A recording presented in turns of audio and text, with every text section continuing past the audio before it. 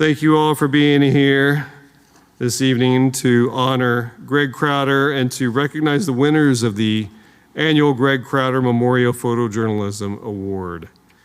My name is Emmanuel Lozano. I'm the Buffett Foundation visiting professor of visual journalism, and I will be your host tonight. And you will hear a couple of dumb puns that the students asked me not to tell, but they're so bad, I have to tell them. In 2007, Troy and Betsy Crowder established this important award as a lasting legacy to their late son, Greg Crowder. Greg was a 1980 Cronkite graduate and a very talented photojournalist. At Cronkite, Greg shot photos for the state press and interned at the Arizona Republic. He went on to work as a longtime journalist at the Riverside Press Enterprise in California before his death in 2005. While Greg may no longer be with us, his legacy and impact as an outstanding photojournalist and individual lives on through the recipients who have won this award over the years. Crowder Award winners have gone to work on prestigious news organizations, including the Minneapolis Star-Tribune, the Tennessean, and the Statesman Journal in Oregon. I'd like to take a minute to thank Troy and Betsy Crowder for inspiring the next generation of photojournalists and for all they have done on behalf of our students, our school, and photojournalism here at the Cronkite School. Tonight we honor 3 students: Alex Gould, this year's winner, Samantha Chow, who took 2nd place, and Marlee Smith for honorable mention. The winner receives, you stop it, David Kennerly. The winner receives recognition for their photography that is displayed in the Cronkite building for a year. That's up here on the 3rd floor. If you've been up there, you all can see. Alex's, you okay? Okay, Alex's stuff. Alex will also receive a $1,000 award. That check is in the mail. It will be there. It's as good as there, Alex, trust me. The display on the wall, the display wall on the 3rd floor honors the Crowder Award recipient and has helped make photojournalism a more visible part of the Cronkite School. Since we moved into this building in 2008, the importance of visuals in our industry has continued to grow. Visuals are important. Nearly all of our students learn the basics of capturing images at some point in their Cronkite education. But for those who want a deeper experience, we offer both news and sports photojournalism classes. Students can produce stellar visual content in advanced storytelling or advanced courses such as News 21, depth reporting, non-narrative video storytelling, and advanced online media. And in professional programs such as Cronkite News and the Howard Center for Investigative Journalism, both back here and upstairs. Before we meet our Crowder Award winners and share their terrific work, I'd like to recognize the judges who selected this year's winners, none of which are here, but we're going to recognize them anyway. Con Keys, former director of photography at the LA Times. Kimberly Mitchell, staff photographer at the Detroit Free Press. Mark Morris, former director of photography at the Sacramento Bee. Thanks to Con, Mark, Kimberly for all their efforts. And now for the winners. And I'm going to stroll on over here next to you all.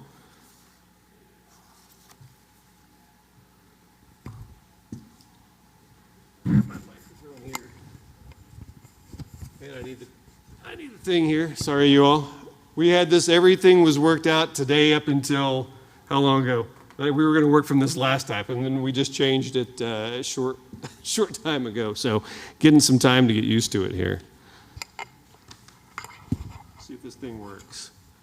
All right, Marlee Smith, how are you? Thank you for joining. Marlee is going to be here for I don't know how long, and then she's going to make it over to Queen Creek by what time did you say? 7? I'm supposed to be there at 7 o'clock. Yeah. I think we all know with years of traffic and how that works, it's not going to happen. You're going to make it just fine, absolutely. So if we look through, we're looking through some of Marlee's photos, honorable mention here.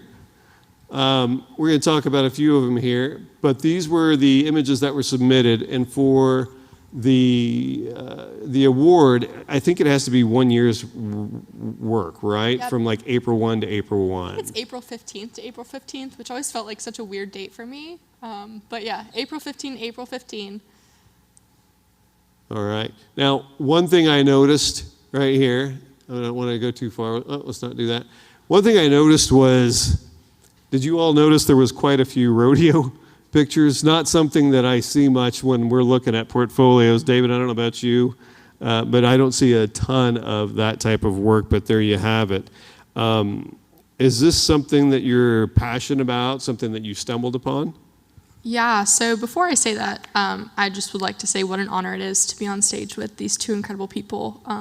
Sam and Alex were not only incredible photographers that I spent time with, but wonderful friends. In my 4 years at Cronkite, I'm now graduated, they're still students. But congratulations to both of you, and you guys are truly amazing. So congratulations, and no two people in the school deserve it more than you guys. So rodeo for me is kind of weird. I don't have the traditional background that many people in rodeo have. My parents never rodeoed. A lot of it was my external and extended family, from barrel racers to bull riders to bronc riders. We kind of have it all. And I never really grew up super close to it. And when I got to Cronkite and when I got to Arizona, there were so many people that were like, you need to find something that makes you stand out. And I just kind of gravitated towards rodeo again, wanted to get back in touch with part of my family and the long history of my family. So when I got approached with the idea of running for the Hearst, I said, let's do a year of rodeo feature stories and see where it takes me. And it took me on, honestly, the most incredible adventure I could have ever imagined. I was in 4 different states, did a lot of photos. And a lot of those photos that didn't go into the Hearst filled in the photos for my Crowder Award. This is actually my favorite photo in my entire Crowder portfolio. This was at the Delbert Days Rodeo in Lake Havasu. It was January 31st. And I think this quiet image is just really nice. There's a lot of chaos that goes on at rodeos. It's loud, it's wild. And to find just really nice, peaceful moments like this, and the backdrop of the mountains, that was by far the prettiest rodeo arena that I was in all of my time doing rodeos, and I loved it. So my Crowder portfolio, though, was all of the photos that I loved from that year. There's a lot of strategy that goes into choosing photos for an award, and I kind of just threw that all to the wind this year. This is the 3rd time I've been on the podium for the Crowder Award, and said, I'm just going to choose photos that I loved this year. And so every single photo that's in this portfolio is just photos that I love and would gladly hang in my office. And I looked at one and said, does this belong in a photo gallery? Does this belong in an art gallery? Would this go up on the wall in Cronkite every year? And even if it was a no, but if I loved it, I just kept it. So if it were up to me, it would be all bull riding rodeo photos everywhere around here. I have a lot of them, so I could very easily fill the school with that. So Marlee, if you continue to go through your project, you're going to ruin my fantastic pun. Marlee, the Crowder Award isn't your first rodeo. It is not. That was number 1 pun. So you were just kind of discussing it. Thanks, Sam. Sam did not want this to be in there, but I overruled because it's so fantastic. 11 months, 5 states, 44,000 images, and 37 rodeos. You took 4th place in the Hearst competition, so congratulations there. So, yes, thank you. Tell us a little bit about that. So the pictures that you made, I mean, the experience, I could sit there and say, tell us a little bit about it, but how did that shape the way you make pictures today? All those images. And by the way, 44,000 is a Rob Schumacher basketball game. FYI. I actually find that stat of Rob Schumacher absolutely hysterical because I've spent so many games sitting next to Rob Schumacher, and I've always heard the click of the camera. So it's funny. Try editing him. Try editing Rob Schumacher. I'm okay, thank you. So 44,000 images, 37 rodeos. I mean, surely that has shaped how you shoot a little bit. Tell us a little about that. Yeah, when when it came down to finding a story, there's so much more to rodeo than just what you actually see in the arena. There's practice that goes behind it, there's stock contractors, there are writers, there are people, and all of these people have lives. They are people outside of rodeo, and so it was really important to me to kind of document what that looked like, and there's a lot of people that very wholeheartedly believe that rodeo and the Western way of life are getting smaller and smaller, but while it is getting smaller, it's also getting stronger. There's a stronger footing in those families, and they're generational families that are part of this community, and it was kind of my goal to just go and adventure and see what I could find. And I was here in Arizona, all over the state. I mean, I made it down to Yuma, and I think the closest I got to Mexico was in Rio Rico, which by the time we got to that ranch, the miles per hour was actually kilometers per hour. So we had no idea if we were speeding or not. So, did that, and then made it all the way up to Cheyenne, Wyoming for Cheyenne Frontier Days, which, as many of you who don't know rodeo, is one of the largest rodeos in the world. So got to be there for Frontier Days, was all the way down in Mexico. I was in Las Vegas for Miss Rodeo America pageant. So just trying to capture every aspect of the rodeo life, because there are so many things behind it. Spent months on months with stock contractors and learning their processes and what goes on behind the scenes for them, and just so incredibly grateful for all the people that allowed me to be in their lives and document every step of the way for them, because without them I couldn't have done any of that. And I remember talking to Patrick Breen on photo submission day, who was advising me for this, and I was like, I'm going to be so thrilled if I'm in the top 20, because you never see rodeo, you don't see it do really well. So I was like, okay, it's something different, maybe there's a chance here. And I was driving north on the 101, going home after class on like a random Tuesday, and I get a text from Breen, and my car is like reading it to me. And it's like, yeah, so we just need to like get ready for your next submission. And I was like, what do you mean next submission? There's a step 2 to this? And I spent so much time on the one submission that when it came time for the second, I was like, oh gosh, okay. But it was awesome, and couldn't honestly be more proud of that 4th place, and poured my heart into both of these galleries, and I'm just proud of the work that I did to finish off my legacy at Cronkite. Well, congratulations to you there. Thank you. Congratulations to you here on the Crowder Award. So let's kind of go forward here, and we have Cheryl. Is it Samantha Chow or is it Sam Chow? We don't know. Samantha. Thank you. Samantha Chow, 2nd place, her mother here.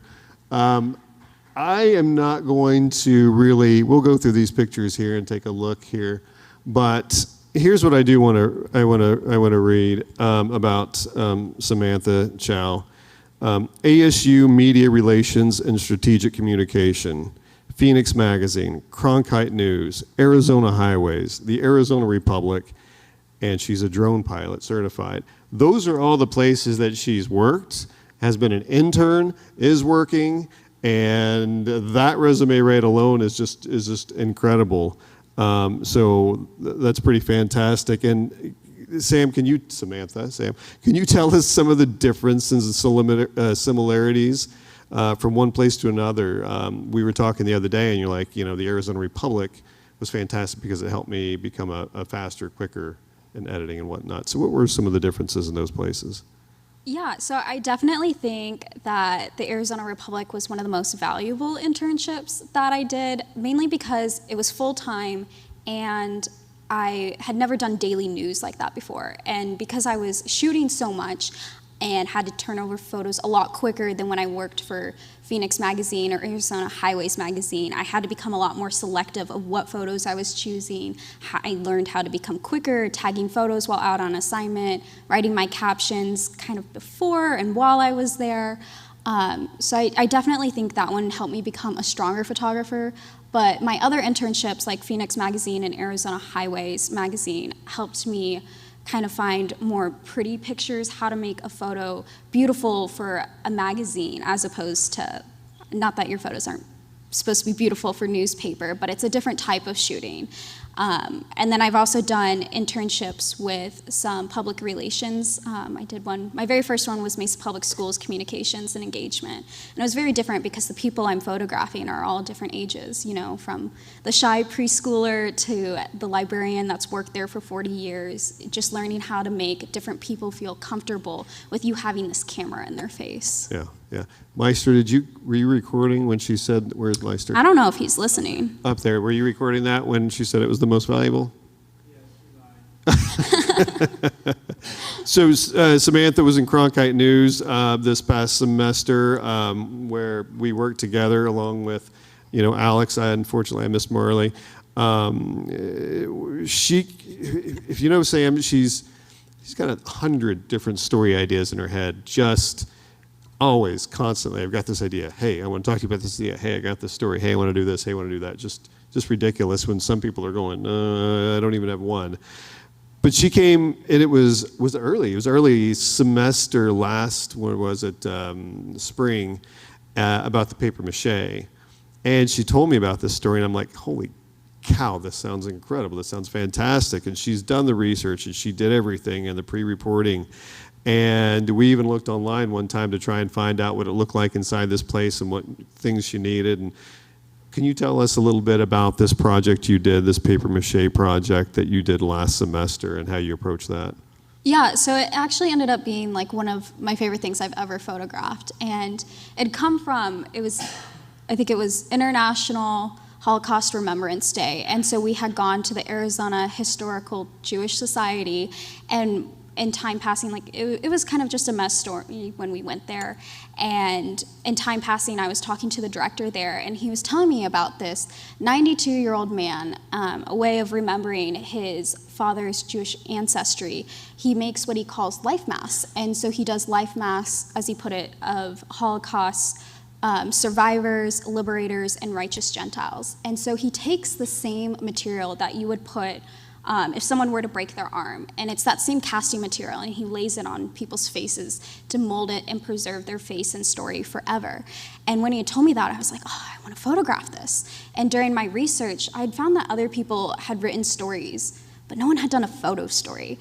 And like hearing this process, it's just so visual. You're putting these elderly people into this cast where they have to sit very still for 40-some minutes. They can pick whether they want to breathe out of their nose or their mouth, but they can't move. And I was like, no one's photographed the process, and I think it'd be really cool to show that. And I really loved how it turned out. So some of the pictures that we don't see up here, she made this one picture here. There were these masks, these faces on shelves. Were just all over the place, and it was It was interesting to see the frames, because I'm like, what is this and how is that? Almost creepy, because he's made hundreds of these, and they're just in his little home art studio, but they're super realistic, and so you have hundreds of faces just sitting on shelves. Right. And the time lapse. She also did a time lapse. Was that with your iPhone? Yeah, it was kind of a last minute decision. I came into it thinking I was only going to do photo, but when I got there, I was like, oh, what if I just set up my phone here real quick and I'll just let it run? You know, the worst that can happen is it doesn't turn out well and I just waste the storage on my phone. But it actually ended up turning out really neat, and I'm kind of in it, and you could see me going crazy all around. And there's nothing wrong with that. So it's up on our Cronkite News website. So if you all want to check it out, I'm sure you can still find it there. So congratulations to you, Samantha Chow. Thank you. And now, Alex Gould. Congratulations to you on your first place win. We're going to kind of motor through. Oh, really quick, by the way, Samantha, if you did not know, is our official animal photographer. If you or students are here, you cannot take anything without signing a contract first through Samantha that allows you to photograph animals. Reading books, apparently, too. So, Alex, Mr. Formula One, Mr. NASCAR, congratulations on your win. Flipping through a few photographs here. That was what, Country Thunder? Yeah, that was, so every year at Country Thunder there's this pirate ship bar that if you tip the bartenders, they let you shoot the water cannons, which you can kind of see behind these people. all of the people in this photo were a couple shots in, at least, and I was walking by just because my assignment that day was go walk the campgrounds, find like photos, and just see what happens. And I remember from Country Thunder in October, this pirate ship was there, and I was like, I want to go find that again, because I remember it being kind of cool, but I never was there during the day to shoot it. And then as I'm walking by, I was actually trying to get to a different campground that I remember being somewhere near this one. This was kind of my anchor point of like where I'm going around Country Thunder. And as I'm walking by, I just see like this couple doing just dancing and having a good time with each other as their friends are kind of off to the side, still drinking, still having a good time, recording them. I come up behind them, and I have a 16-35 on my camera, just kind of decide, I'm going to hang out here, like behind them a little bit and just see what happens. And at one point, I noticed she went towards the ship and then started running towards him, and immediately was like, okay, that I need to, like, shot the camera up and then just started, like, let it go. I have, like, It's like a Dirty Dancing moment when Baby is lifted by, what's his name? Yes, perfect. Yeah, there's I probably... didn't think they were dancing. I thought he was carrying her away because of whatever reason. No, they were dancing, and there's probably like 50 frames from this when I was just waiting for like her to actually get up to him. But this was my favorite one of the the bunch. It's up there. It looks really nice. And if you don't know Mr. Alex, he is a big Formula One, NASCAR, anything cars type photographer. His dream job, he had said, would be to work for one of the teams, right? Formula One. So as far as that's concerned, and that, what drives you? Buntu. So what's funny is actually I've never watched a NASCAR race outside of the two that I've shot. But growing up, my dad was a major Formula One fan. Like every weekend, he'd be watching the Formula One races. And growing up, I thought it was stupid because I was like, they're just going in circles. Where were the Formula One? I mean, did you grow up? He was watching it on TV, like in our living room. I know, but I don't even. That's interesting. To see that. That's not something that was ever on our TV. So that's fantastic. I don't remember. It changes like every year who's hosting it. Normally it's ESPN now, but I think when we were watching it, it was Fox. But so growing up, like Formula One, every weekend I'd count on going downstairs in the morning, seeing my dad just in front of the TV, yelling whenever McLaren screwed up, or cheering whenever a Ferrari went into the wall.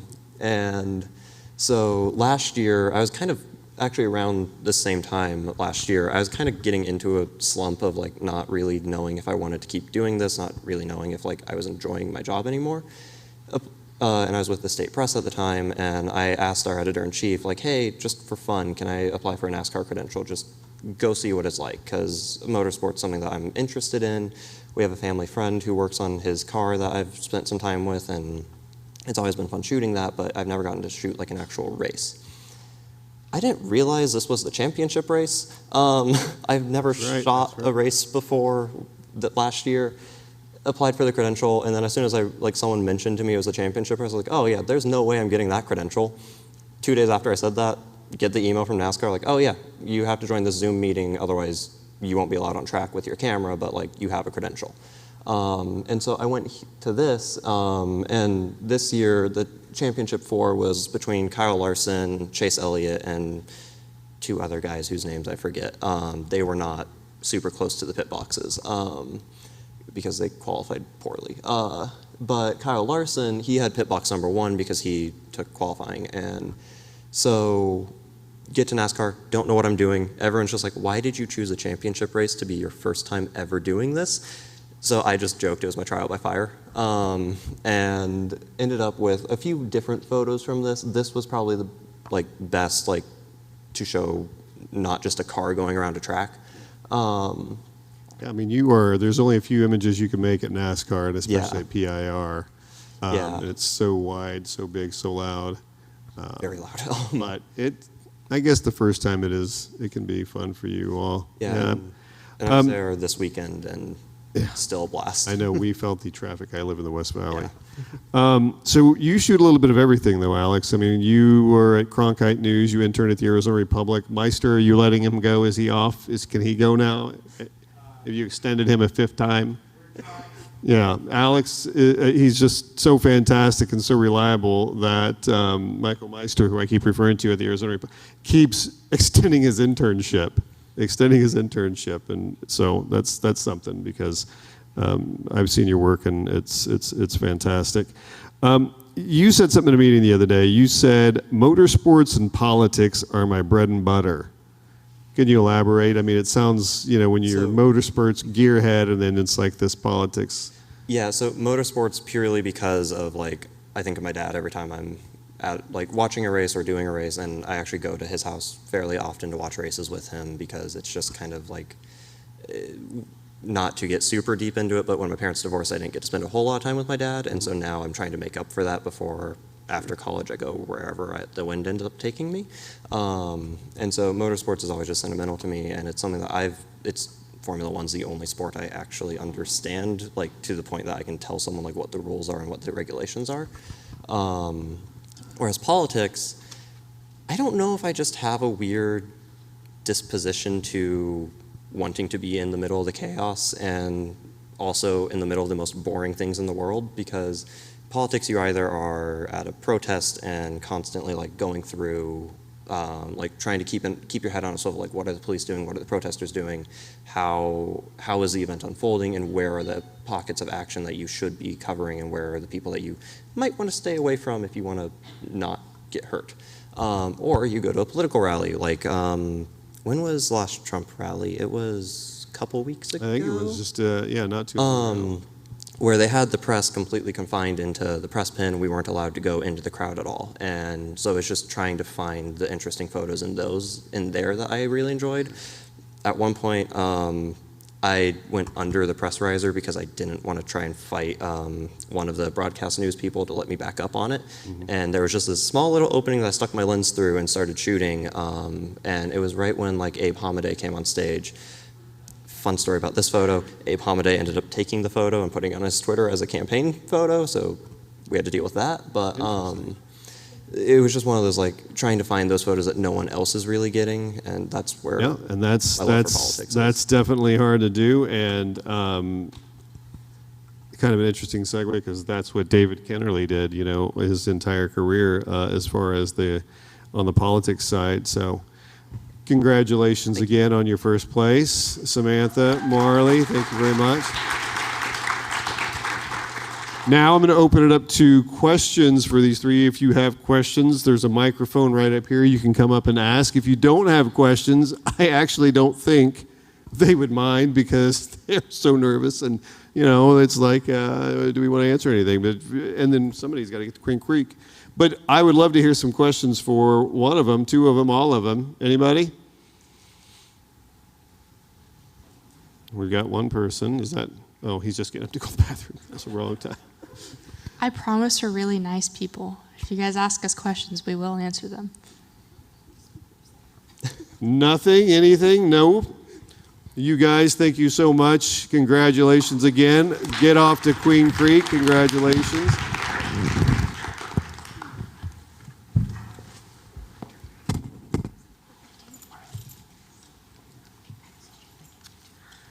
And again, thank you to you all. Thank you so much. And now we are going to get to our guest speaker. I'm pleased and honored to introduce tonight's guest speaker, presented by Canon USA, Pulitzer-Prize winning photographer David Hume Kennerly. David's career spans 6 decades, beginning on the front lines of the Vietnam War and continuing with today's current events and many other moments in history in between. He's the author of 6 books, including Sign Off, The Final Days of Seinfeld, and Shooter, which is based on experiences in Vietnam and was later made into an Emmy Award-winning TV pilot starring Helen Hunt. For 20 years, David was a member of Canon's renowned Explorers of Light program and is currently a member of its Canon Legends program. Now, once you see the pictures, you're going to realize I could go on and on and on and on, but instead of me doing that, we have a video, or David has, not we. David has a video that we're going to show. I can take credit for it too.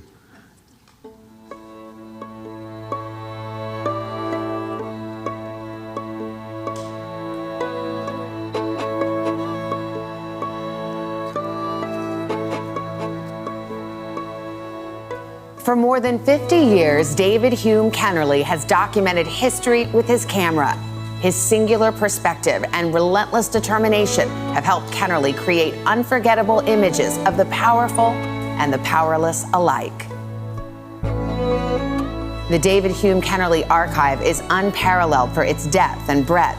It takes a sweeping look at history in the making, the people who made it, and some of the most important events of our times. It all started with a cat, our family cat.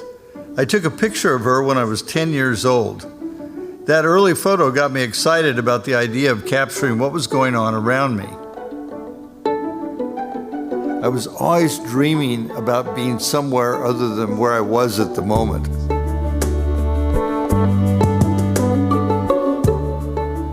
Howard Feynman, former Newsweek chief political correspondent, said, "Kennerly is as good as it gets in a craft he defined."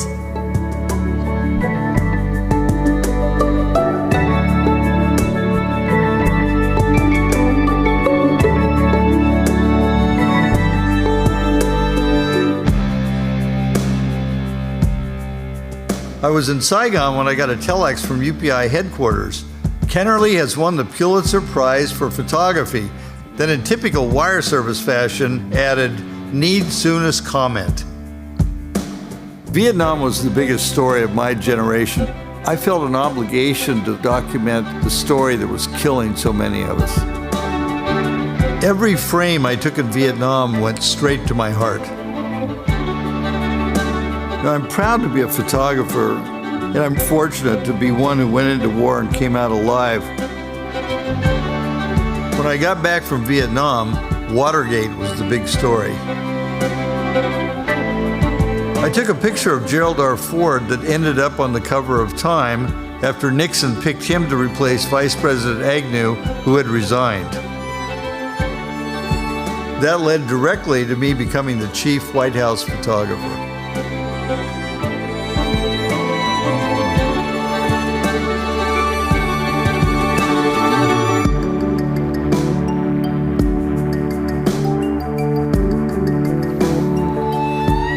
Soviet President Mikhail Gorbachev said, "Kennerly's work is more than just photography, it's history." People ask if there's any world event that I regret not shooting. Of course, everything I missed, but it wasn't much.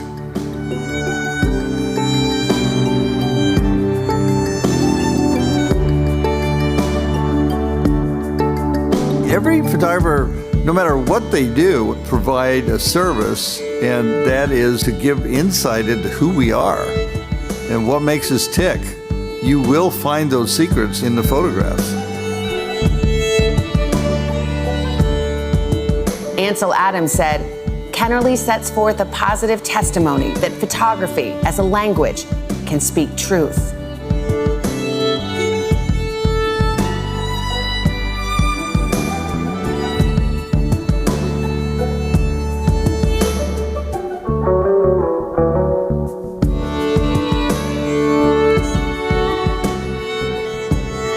Journalists, photographers are the people who keep us informed.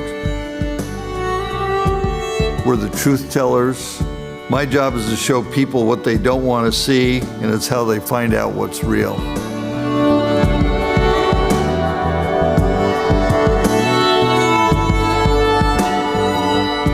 A great photo is one that makes you sit up and pay attention.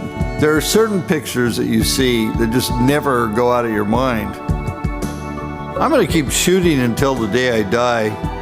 I'll never stop being curious, and I'm never going to put down my camera.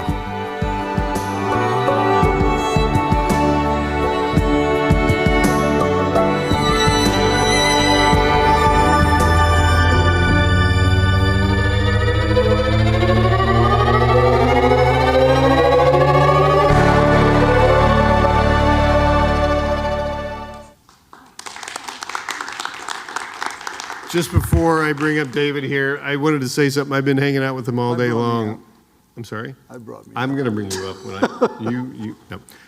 All day long, and every time something comes out of his mouth, it's just like, oh my goodness, holy cow, wow, I can't believe that.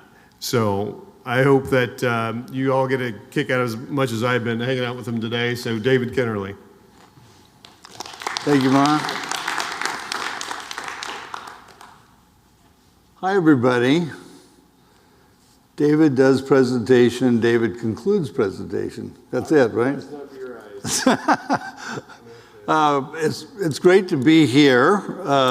Thanks to the Cronkite Center. By the way, the music and the video was composed and performed by my son, Nick, who's a professional violinist.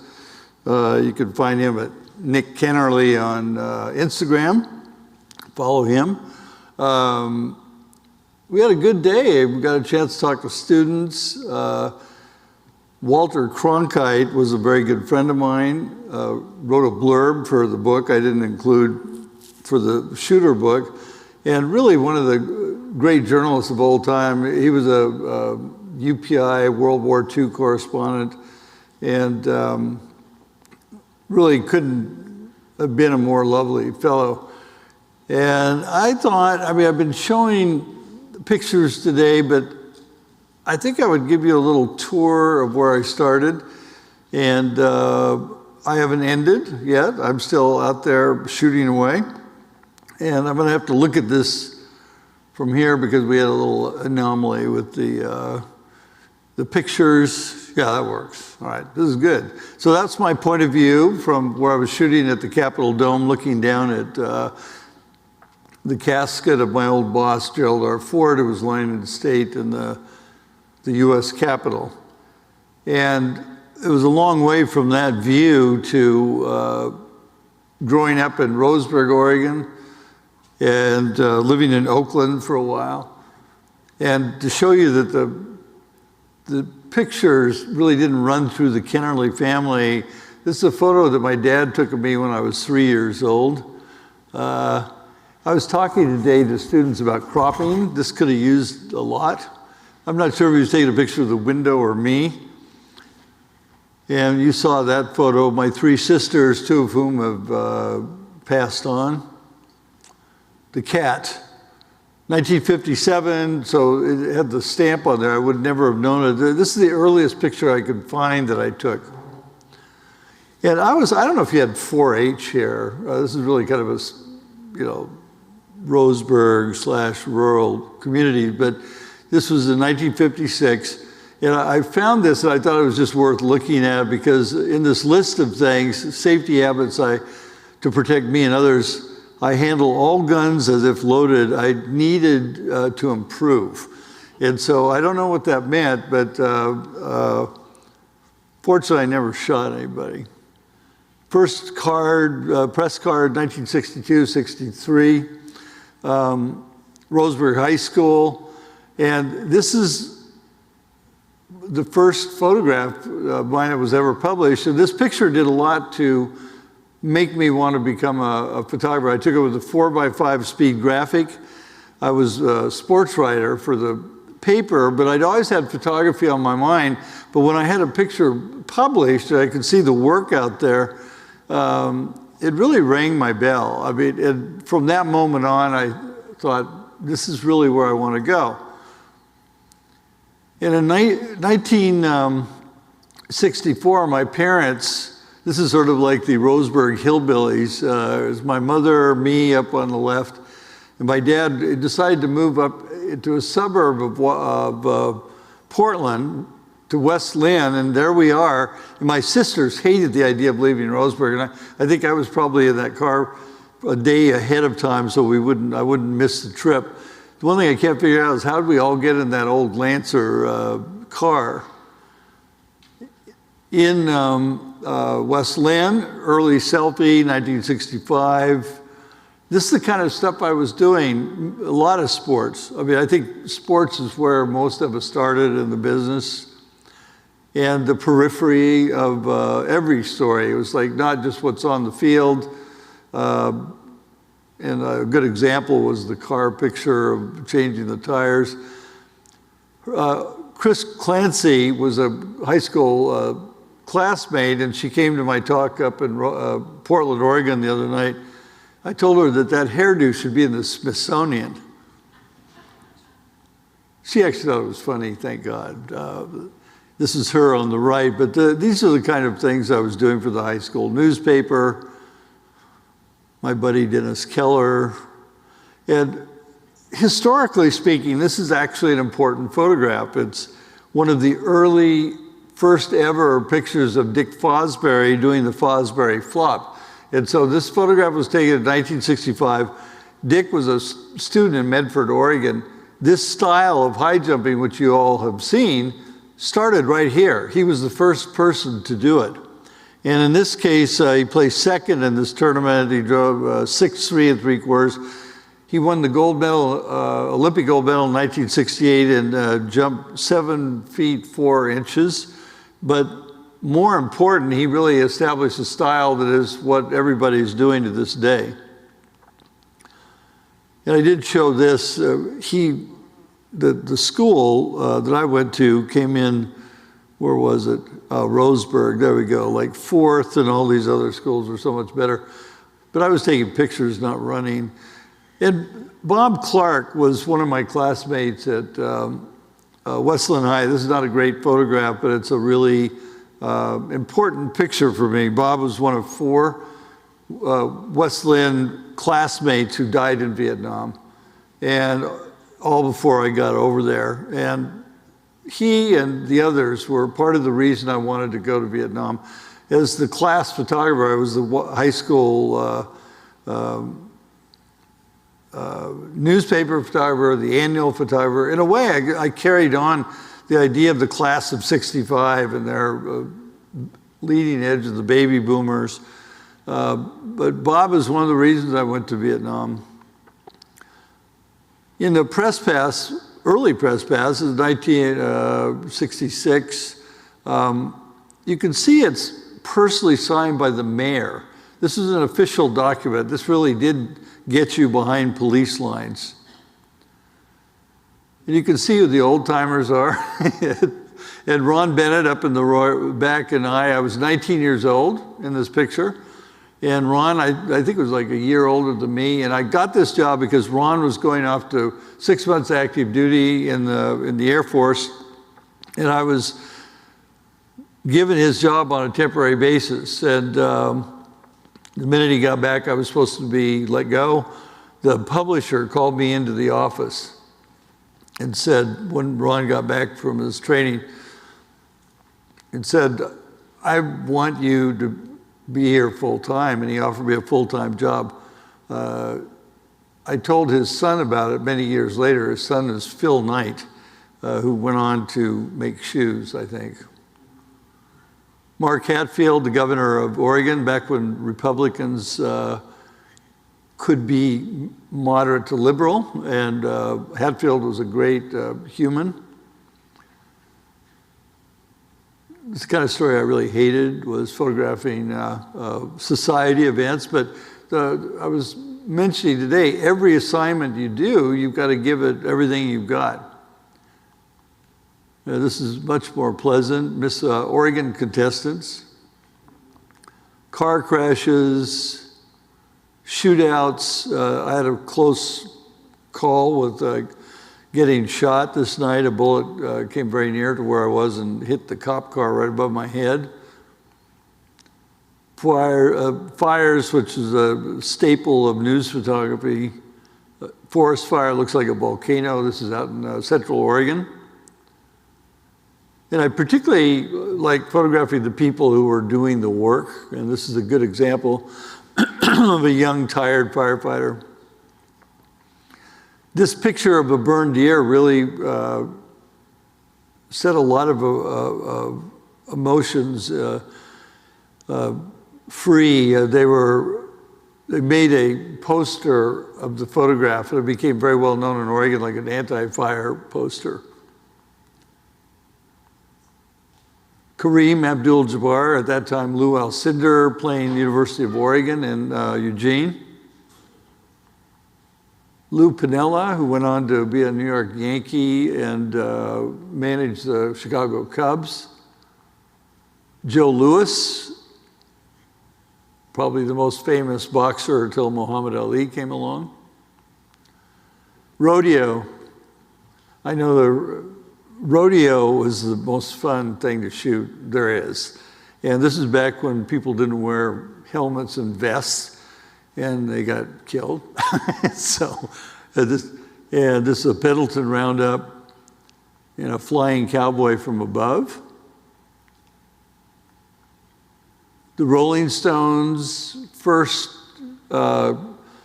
concert tour in the United States was in 1966. Mick Jagger doesn't look particularly happy to be there. And the crowd, of course. Mick at 23. And then when I photographed him again, 9 years later, it was this picture. I thought, I'm so lucky because there's no way these people are going to be performing anymore after this. And he's still at it. And a friend of mine who was a columnist said that Mick Jagger was the greatest athlete of all time. In a way, you could make the case for that. Supremes, all these photos I took when I was 19 years old. Backstage, this was going back when you could not get thrown to the ground by security. They were very pleasant. Miles Davis, he was very unpleasant and told me to, in certain words, to get out of there. And I had to slip from the paper, like photograph Miles Davis, whom I didn't even know who Miles Davis was, but all I knew was I needed to get his picture. I was going to get fired. And I said, well, no, I have to take your picture. You don't understand. I have this assignment. He said, okay, kid, one picture. And I thought, we're starting a relationship now. And I took the picture, and he says, now get out. And I left, but that was the shot. Stravinsky, kind of an opposite. This is conducting Rites of Spring in Portland. Anti-war demonstrations, Portland, 1966. And this is a picture that could have been taken right here in Arizona yesterday, like protesting protests. And I don't know what to say about this. At the time, it just seemed normal, I guess. And I would go to the zoo because I love shooting feature pictures and animals, and this is part of it. A baby giraffe is big news in Portland. And wrestling bear cubs, those are the more pleasant things. But the assignment that really got me set on my career was when Robert Kennedy came to town in Portland in 1966. And I was at the airport to see him arrive. And he was campaigning for Edith Green, who was one of the few women in Congress at the time, and two other people were getting off behind him. And I followed him down to the Portland Labor Hall, and they had this huge crowd pushing in to try to get entrance into the room, and I couldn't figure out how to get through them. And there was a photographer on the periphery of the group, and he was right there on the left. It's the only picture I have of him. His name is Bill Epridge, and he was a Life magazine photographer. And he must have seen I was really panicked, and I said, how do you get through these crowds? And he said, hang on to my coat, kid. I mean, literally he said that. I mean, it's a very 60s thing.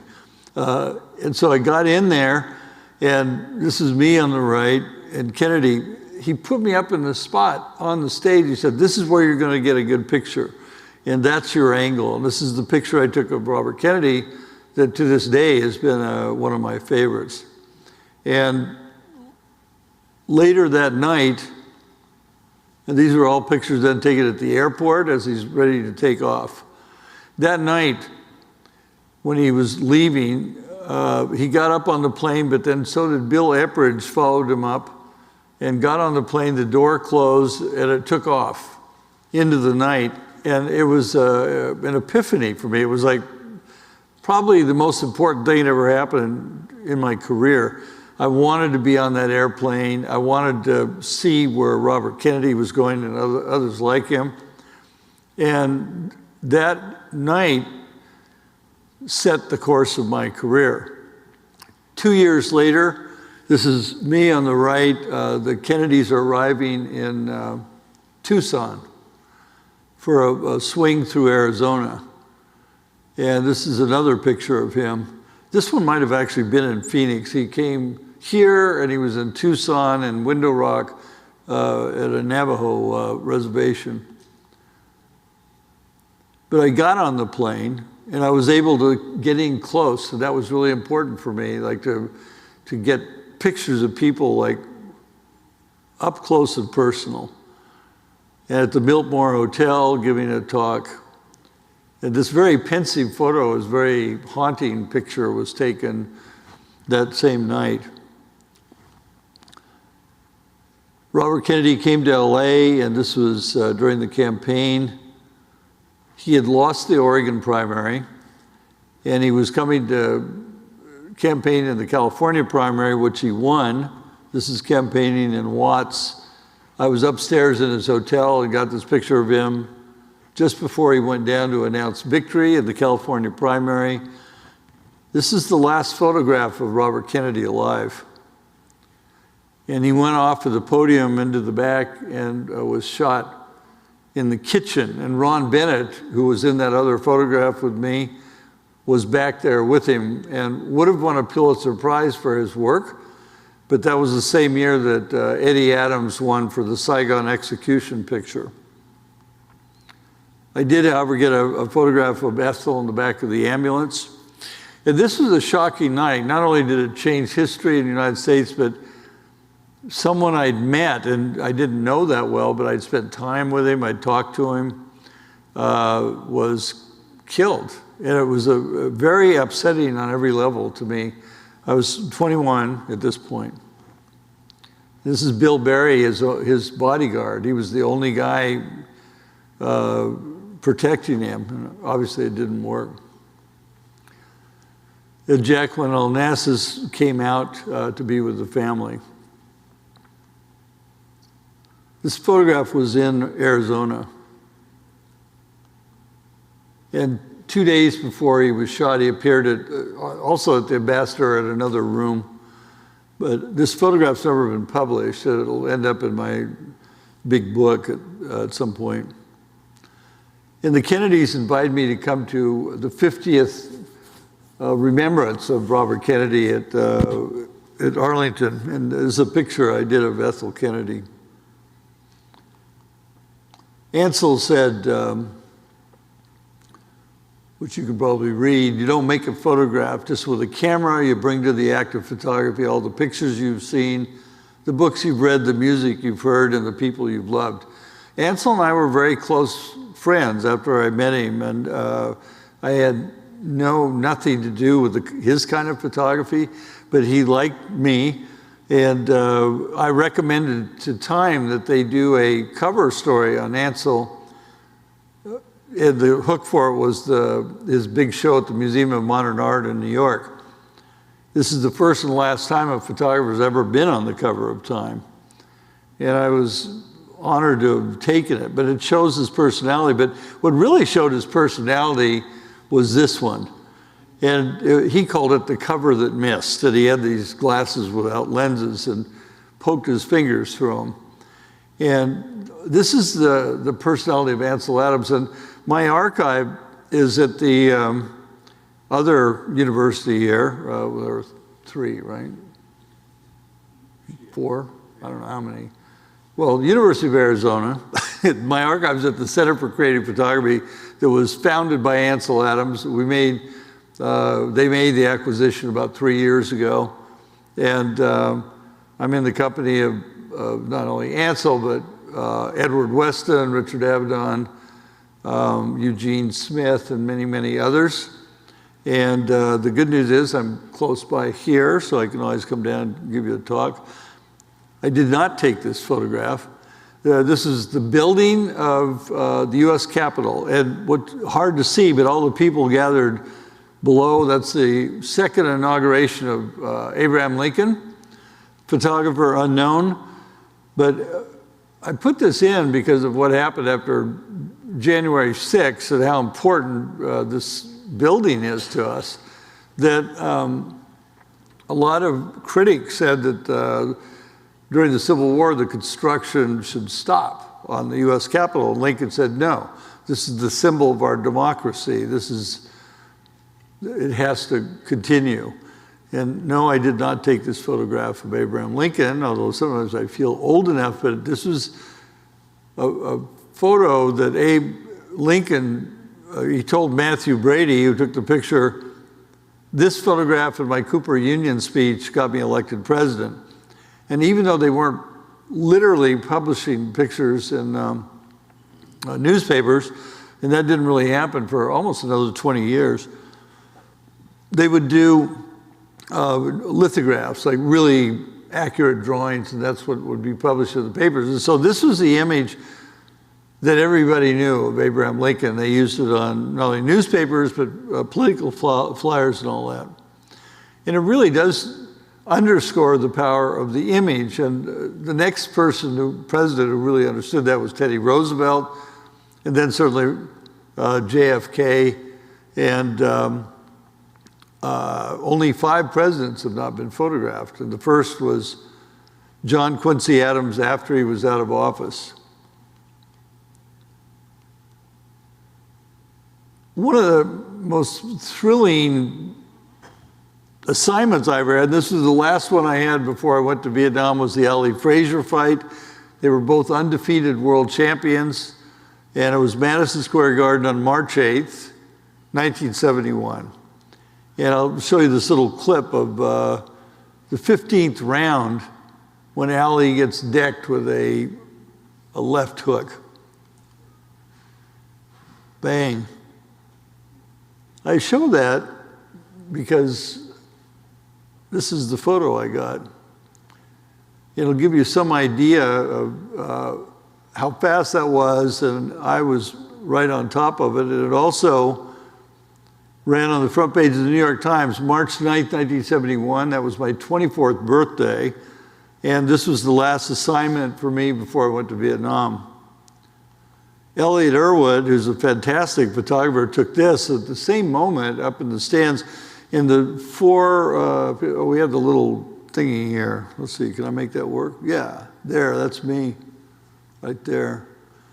He missed it, he missed it, he missed it, he missed it, he missed it, he missed it, he missed it. They all missed it. Frank Sinatra is right here. He missed it. And part of the reason they missed it is because unless you were right in this certain spot, which that's where the luck element comes in. Whoops. What happens? Good, here we go.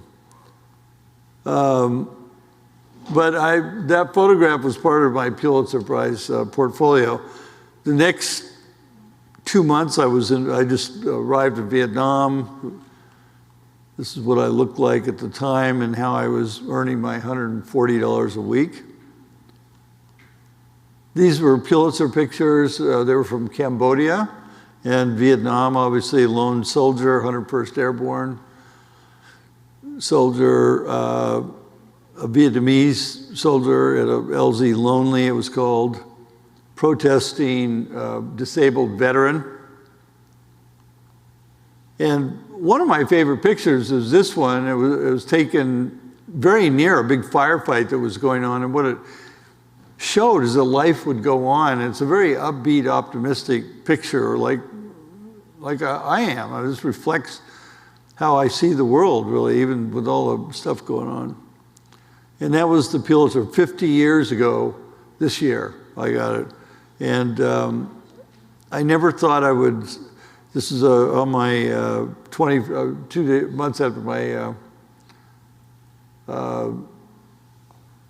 25th birthday, and I never thought I would see that birthday. I thought I would never get back alive from Vietnam. I had so many close calls. And when I hit 50, I thought I hit a double, and I just hit 75 this year, so it's like a triple, so we'll see what happens for the home run. POWs in Hanoi, and this Walter Cronkite and I went together on this trip. They allowed us to go in to take pictures of Americans. They were going to be let out later that day. And one of the prisoners said that he never believed they were going to get let out until he saw Walter Cronkite, and then he knew. Vietnam Veterans Memorial, one of my first iPhone pictures, and the geese just happened to fly by. It was one of those very fortunate moments.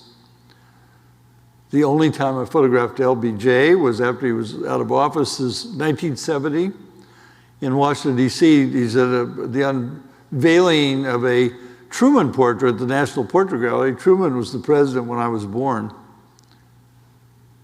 That was definitely 1900s, early, right? Nixon playing at the new Grand Ole Opry, playing Happy Birthday for his wife. This is right in the middle of Watergate. Woman on the right later married Bill Clinton. And was Hillary Rodham was a lawyer on the Judiciary Committee that was impeaching Richard Nixon. Nixon at the White House. Spiro Agnew, the former the vice president who just resigned. Very few people certainly remember him. But I could do an ad with the picture saying Spiro Agnew got me a job at the White House. His replacement was Gerald R. Ford, and this was my first time cover and his first time cover. Nixon showing the stress of Watergate. The White House was really angry with this photo that ran in Time magazine, saying it was out of context, it was unfair. And the bottom line is it was exactly how he looked, and it showed the stress of what he was going through. I'm going to show you this one. This is a clip I found. I produced a documentary called White House. It was called The Gatekeepers, about White House chiefs of staff. It was on Discovery. And in the course of that, I found this tape of Nixon talking to his White House photographer, Ollie Atkins. And Ollie was, in the history of the White House, civilian photographers, Yoichi Okamoto was Johnson's photographer, Ollie was Nixon's photographer. Oki had tremendous access. Ollie really had very little. And this is Nixon right before he's going to give his speech saying he's resigning the presidency. So this is on March 8th, or rather August 8th, 1974. Ollie? No, only the CBS crew now is to be in this room during this. Only the crew. No, there will be no picture. No, after the broadcast. You've taken your picture. Didn't you take one just now? That's it. Because, you know, we don't want it, we didn't let the press is going to take one, so you've taken it, and you just take it right now. This is right after the broadcast. You got it? Come on. Okay. I've seen this so many times, I can still never get over it. And so that was Ollie Atkins basically being kicked out of the Oval Office. And he never was allowed to be in the room for big decisions. And the next day, well, after Nixon, this is Richard Nixon getting on the helicopter, one last look at the White House. Then this very quick wave goodbye. And you probably remember photos of Nixon like doing the V sign. It was because the White House staff came out and they were applauding him. But these are the photos that really showed the mood of the time. And then Gerald Ford, 2 hours later, is sworn in as the President of the United States. That night, President Ford asked me to come to their house in Alexandria. They weren't to move into the White House for another 10 days. It was such an abrupt transition. And I figured he was going to ask me to be his White House photographer. And the thing is, I wasn't sure that I wanted to do it. And I knew about how Ollie had been treated. And I had a really great job with Time magazine. And I was traveling all over the world. And I was doing all these things. So that night, we sat on the couch in President Ford's living room. And the idea of even calling him President Ford at that point was a little weird because he'd only been president for like 8 hours. And they had celebrated very low-key thing, and the few outsiders who were there left, and only the family was there, Mrs. Ford and 2 of the kids, I believe. So we're on the couch, and the president is smoking his pipe, and he said, "I'd like you to be my White House photographer." And I said, "Well, I appreciate that, but I would be interested if I reported directly to you and I had total access to everything going on in the White House." And he stopped smoking his pipe for a moment, and I thought, "Oh, this is good. I'm going to call my parents and say, the president offered me a job and I told him to shove it," essentially. And he laughed. He said, "You don't want Air Force One on the weekends?" And the deal was done. And for 2.5 years, I was in everything that happened in the Ford White House. And this is an early example of that. You can see the empty shelves in the background with all the Nixon stuff had been removed.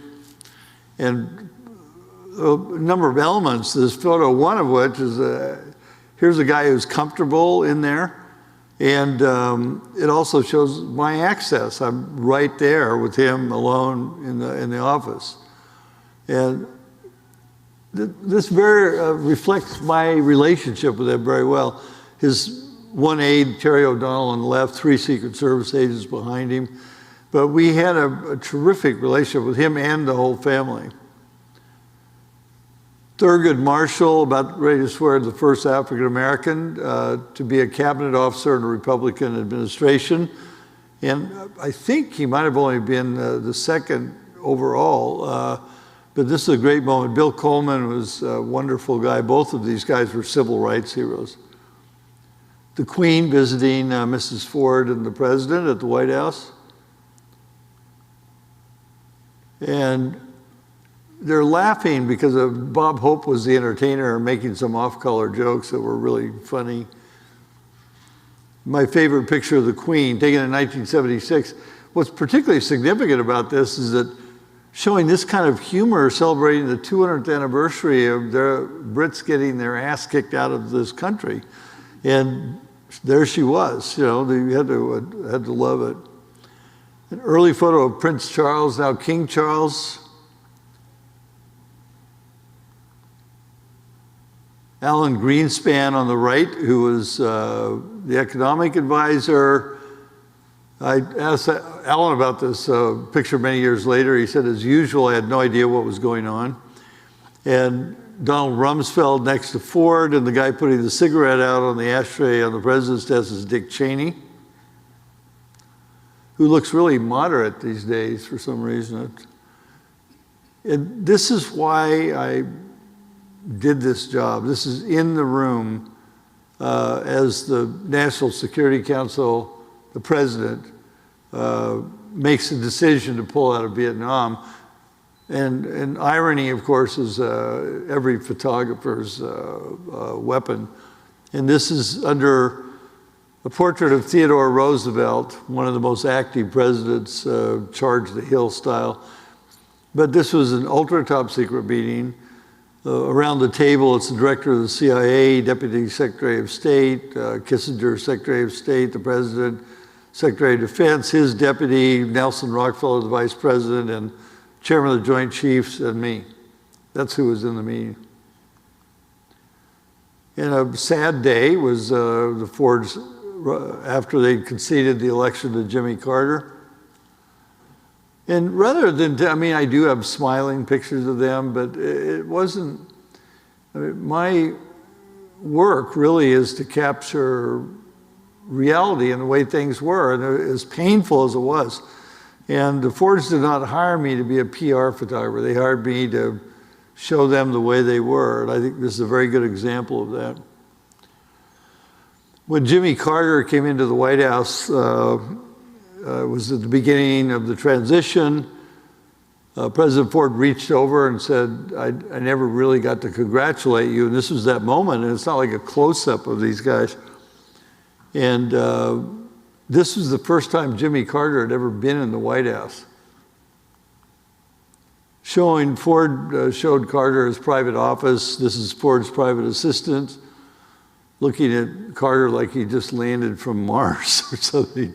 It was a very unhappy day for everybody. But President Ford was so magnanimous and generous, he offered Carter his private office next to the Oval, literally right through that wall to the left. For the transition, everything was opened up. If you look at Kennerly.com, my website, I wrote 2 blogs. One was How to Lose and How to Transition. They're both about President Ford. And Mrs. Ford on the cabinet room table was just a great moment. 2 days before they left the White House, she went by this male-dominated place. And she was an ERA, Equal Rights Amendment advocate and women's rights advocate. And she basically was planting the female flag in this middle of the cabinet room, which had had very few women ever sitting there as cabinet officers. There was a movie, I don't know if any of you saw it, called The First Lady. It was a series, really. And this is Michelle Pfeiffer playing Betty Ford in that moment. And you could also read my thoughts on this on the blog. They're very negative. I mean, they're nothing positive, except the fact Michelle Pfeiffer played Mrs. Ford, and she would have liked it. The photo was Betty Ford on the cabinet room table.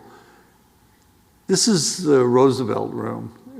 All they had to do is look at the picture. I mean, that was just a minor flaw. And I'm not going to go into the whole thing, but it really is off-putting. I did a panel with John Dean the other day at USC, and because both of us have been portrayed in movies, he many more times than I, but how people actually think they're getting history lesson from these kind of movies, and they're fictions, and they should be designated that way.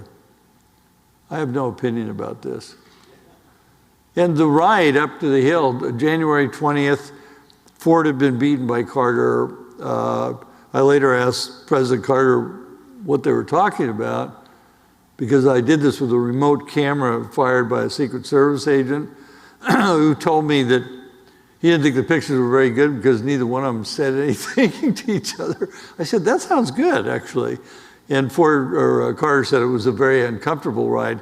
But this is an important ride. Even if you lose, this is a tough situation. Nobody likes to lose. And this is Ford going to Carter's inauguration. And Jimmy Carter then, probably the best thing he did as president was broker a peace deal between Israel and Egypt. And this is Anwar Sadat with Menachem Begin, the Prime Minister of Israel. And Sadat was made Man of the Year by Time. And this is me photographing him at the pyramids of Giza, and that's the photograph that I took of him. And part of my job is selling people, and I learned this from my dad, who was a traveling salesman, selling people things that they don't need, they don't know that they need or want. Now, in Sadat's case, he had a pretty big ego. And so I convinced him to go to the pyramids. For one day, it was Time, Man of the Year. That was all something he liked, the idea of that. And I said I wanted to photograph him at the pyramids in front of against the backdrop of his past, like a modern pharaoh. And he went, "We will go to the pyramids." And it was a good moment. This is a bad moment. This is Jonestown. We got that expression, drinking the Kool-Aid, from this event in history with the purple liquid, cyanide-laced. It actually wasn't Kool-Aid, but it was a knockoff of Kool-Aid, no pun intended. And this photograph was symbolic of what happened there, and it was the worst thing I've ever seen. This is an aerial view. There were 938 dead people there. This is in November of 1978. Definitely the worst thing I've ever seen, and I've seen a lot of bad stuff. Here we are, that nasty ride up to the Hill, January 20th. Ronald Reagan had beat Carter, and I got this shot. Reagan and Gorbachev at Geneva. This was historically right up on the top 10 in terms of things I've covered. Really was a meeting that led to the breakup of the Soviet Union. And that was a really good meeting. And you could see in Gorbachev's face, he was enamored with Ronald Reagan. And personal diplomacy really means something. I think you see it in this photo. And it was, and I was the only outside photographer to get that image. The next meeting didn't go well. And this is my picture of Reagan telegraphing, well, there you go again, Gorby. The interpreter, Pavel Pavlichenko, in the middle. And this is after the second meeting broke up and went way later than it was supposed to. I took this from the camera stand with other photographers around. And it was a Sunday night, and we're ahead of the technology and had secured a leaf transmitter. It doesn't sound like any big deal now, or you could like uplink it from your camera, really. But that was an extraordinary moment, and Time spent all the money. We got a lab to process the film, and this was a huge scoop because this appeared the next day on the cover of Time magazine, unprecedented. And the New York Times commented about how much better the coverage was by Time, and certainly the picture helped, but it was getting it out. Sandra Day O'Connor from here in Phoenix, and you have the Sandra Day O'Connor building right across the street from here. I got to know her very, very well. She is still alive here in Phoenix. She's not doing well, suffering from Alzheimer's. This is a picture I took I think they lived in not Scottsdale, is that right? Scottsdale, the ritzy suburb here. And the family in front of the Supreme Court, this is the day she was sworn in her chambers. She's one of the nicest people, the most extraordinary people I've ever met. And we had she and the family had a great relationship. I was hoping a couple of the boys would be here tonight, but neither one of them are in town. My favorite all-time picture are the first two women justices of the Supreme Court at an event at Capitol Hill Statuary Hall, surrounded by statues of white men. And again, this is the ironic thing that I look for. That picture wouldn't have been the same unless you could see the context. And this is Sandra Day O'Connor showing my then 10-year-old son around the court. And she gave him a personal tour. It was just one of the great days of all time. Ronald Reagan through the door of the Oval Office for Man of the Year. And how we can all get along, Republicans, Democrats, the Republican Vice President George Bush with the Democrat Speaker of the House Tip O'Neill. This is in the House chambers before President Reagan came in to give his 1983 State of the Union. And I never found out what was so funny, but it was hysterical, obviously. But the minute the Sergeant of Arms came in and said, "Ladies and gentlemen, the President of the United States," it was a whole different matter. 5 Presidents Ronald Reagan Library, first time 5 had ever been together. Another wildly painful moment, this is January 20th again, with Bill Clinton showing up for the traditional morning coffee in the Blue Room of the White House before they went up to the Hill. And what made this doubly difficult, I think, for Bush was that Clinton was exactly the age of his son, George W. But he did it. He went through with it as one should. And then as Clinton is president, I've never published this photo. I'm saving this one for the book. I've often thought about having a caption contest for this one. Doubts about Dole. Dole ran against Clinton in 1996. This was my first big Newsweek cover. Dole, as you can imagine, hated it. And I never would have thought that would have been a cover photo, but Newsweek rather, kind of did him in on this one. And I was the one who got the brunt of it. So that picture you took of me made me look like I was dug up from the dead, he said. And I made the unfortunate comment. I said, other than that, how did you like it? That did not go well. Clinton's winning the second term. This is down at Little Rock, election night. And then not long after, copied to what happened with Monica Lewinsky. In the room with President Bush, Governor Bush, with three of the Bushes here, former president, the governor of Florida, Jeb. And this was right after Gore had conceded the election, but then he called Bush and he unconceded. And this is right after that happened, and this election went to the Supreme Court. Here we go. Of course, Clinton had a full 8 years and didn't get beat by Bush, so this is a more normal transition. And Senator Hillary Clinton, right after Bush was sworn in.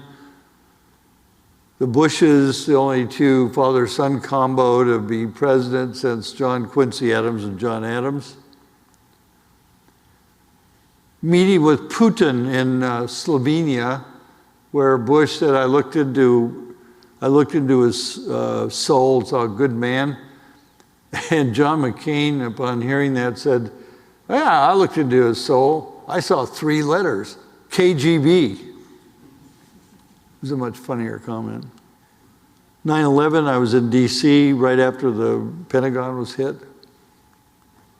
And the next day, President Bush and Secretary Rumsfeld viewing the damage where the plane went in. Then being in Rumsfeld's office the day that Afghanistan was attacked. And I didn't have a security clearance. However, working so closely with Rumsfeld, he knew that I wasn't going to say anything about anything. And even President Ford once said my gravestone should read, here's the worst source in Washington. Because I don't talk about anything. I want to be inside. I want to be trusted that no matter what's said by whom, and I apply that to my personal life as well, confidences are confidences. 5 presidents, Oval Office, President-elect Obama, brought in by Bush.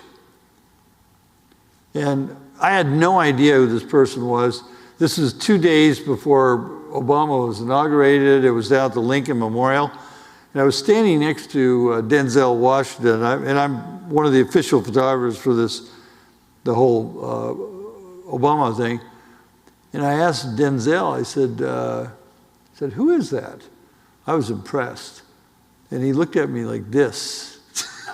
And he said, that's Beyonce, like you moron. He didn't say that, but he's an Academy Award winning actor. He conveyed moron to me. And so, but I had him outgunned on the Canon side. His little flip phone. So this is 2007, by the way, January 18th. And a picture with Biden that same day. Here we are, January 20th again. I've photographed a lot of these, surprisingly. And Bush is walking out of the White House for the last time as the president. Obama's walking around the car, the last time he'll ever do that, because the president always gets directly into the car from whatever the door is. But Bush never looked back. That was it. Turned over the keys to the mansion, and we're out of here. My definite favorite picture of the Obamas was in an elevator that night at one of the many inaugural balls. And Pete Souza, Obama's official photographer, and I and Callie Schell were all in there together. And I maneuvered to get the picture where there weren't staff around in the background. The cover of the Obama book, which I took, was the official inaugural book.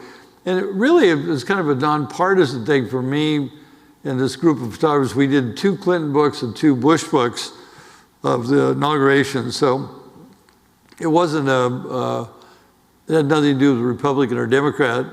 But before this is the night of his first night as president of the United States, but they didn't have a whole White House staff spun up. And so we basically were acting as official White House photographers. And although we kept the rights to all the pictures, but they were able to use them.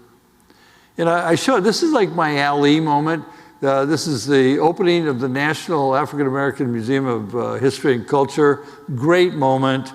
I was on assignment for Bank of America, who was a big contributor to the museum, and they asked me to shoot this for them. This is the Obamas coming in. I just give you an idea about another little split-second moment of history. They walked in. Mrs. Obama gives a hug to the former president, and this was the picture that I got of that. It appears a lot cozier and warmer and fuzzier than it really was, but what actually made this shot was the fact that Bush's eyes are closed. And there was one other photographer that kind of had that angle, and if you go back and see, on one side was Laura Bush, on the other side Obama coming in, John Lewis was on the podium there. And if you were just at the wrong angle, you had Laura Bush's hands in the photo, which really doesn't work. And so and the other guy, a Washington Post photographer, is the only other one that had this angle, and Bush's eyes were open. And it really was not the same effect as this.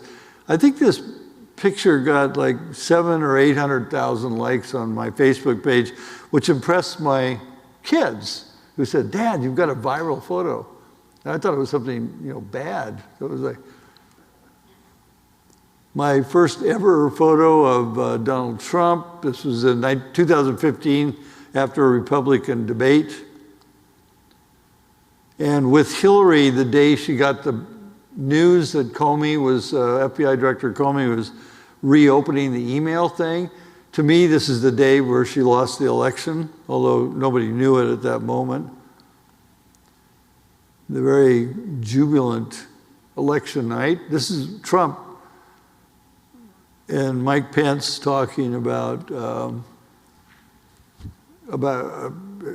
declaring victory. He was declared the winner. Somebody said, "How do you describe Mike Pence?" I said, well, 2 words, Nancy Reagan. You had to be there. 3 weeks later, I did a portrait session with Trump in his office at Trump Tower. And there's a lot of information in this picture, actually more than the portrait that I did. But you see that couch is covered with all this memorabilia. On the right is Trump's desk. He's got like his plastic covered ties there. And it was a very pleasant session. He knows his brand is his face and all that. And so I did a series of, this is a quick photo session. The whole session was less than 3 minutes long, but I knew I'd nailed it. In the first shot, he's smiling, which I didn't think really, it didn't come across very well. So I said, well, can you give me the "you're fired" look from Apprentice? And so that was the next frame. And I said, well, that's kind of scary. How about we go somewhere in between? And this is what we ended up with. Now, there were 17 frames in this shoot. And this was the book. It was the CNN election book. And that photograph, if you ever watched CNN or watched it, probably was published 10 times a day for the 4 years of his presidency. And then Biden, this is another January 20th. This is the last time a president who was defeated didn't go to the inauguration because he kept talking about how the election was rigged. And you're seeing the aftermath of that to this moment, and certainly tomorrow you're going to see it. But this is right after Trump made his inaugural address. And with Biden, and it's the only frame I had where all 3 of them were in there together. I don't know why that's there. Did we just lose Houston? We have a problem? Is it not advancing anymore? No, that was it. We get a nice picture of ASU.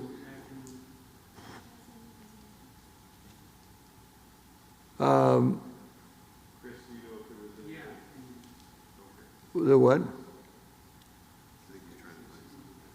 Give me a minute. We're still within the limits of... Does anybody have any questions right now while we're having this technical break?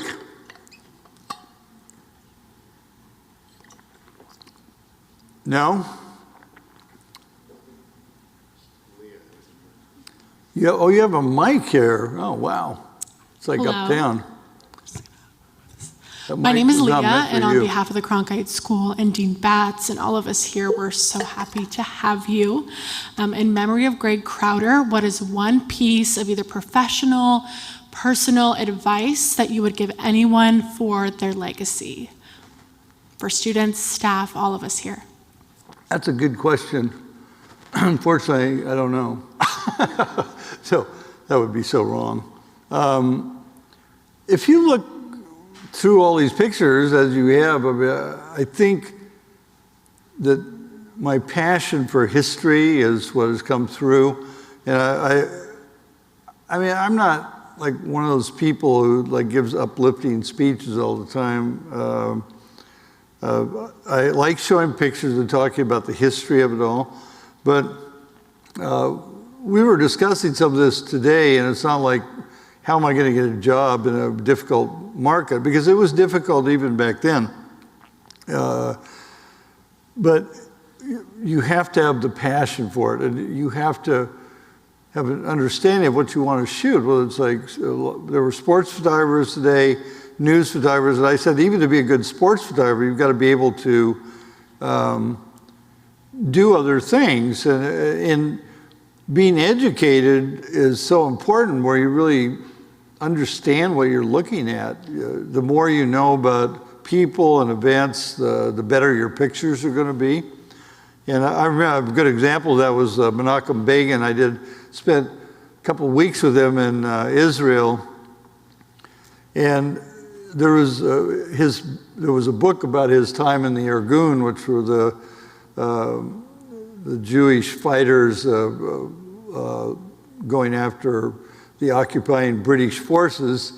And he was one of the key members of that. And in the book, I discovered that these guys were responsible for blowing up a wing of the King David Hotel, which was, they killed a number of British soldiers. And so when I met him, I said, Mr. Prime Minister, I just want you to know I sleep better in the King David Hotel knowing that you're the Prime Minister. And I mean, that's kind of a sick joke in a way, but he was proud of what the Irgun did, of what their people did. And like my dad taught me, like, you have to like people. You're not just like fleecing them. You've got to like people. And in your career, I've always tried, even if I don't respect somebody, I still try to kind of keep it on a certain level. I've gone pretty negative here over a chief executive who's attacking my people, the people who are engaged in the First Amendment, like everybody who goes to school here. I resent that. But as far as good advice, I mean, having a goal and sticking to it. And I started early, you can see. I mean, I couldn't even drink back then. Probably a good thing. And not to say I wasn't having an occasional beer, mind you, but drinking age was 21. I was shooting all that stuff when I was before that. And I had my mission, and the mission was to become a great photographer, or at least to do the job.